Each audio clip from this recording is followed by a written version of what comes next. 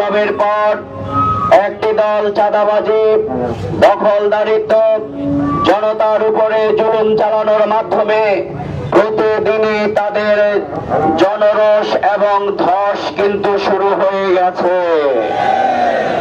কিন্তু তাদের এখন হতাশা শুরু হয়েছে।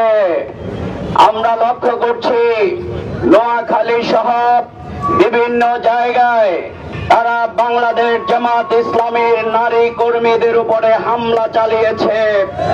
আমরা তীব্র নিন্দা এবং প্রতিবাদ জানাচ্ছি।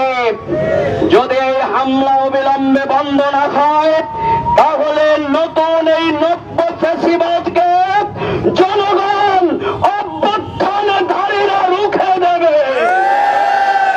সংগ্রামী ভাই এবং বন্ধুগণ, তাই নারীর উপরে নির্যাতন, মা বোনের ইজ্জতের উপরে যারা অতীতে এমসি কলেজ, যারা সুবর্ণচরে হানা এনেছিল, হামলা করেছিল, জনগণ দেশ থেকে তাদেরকে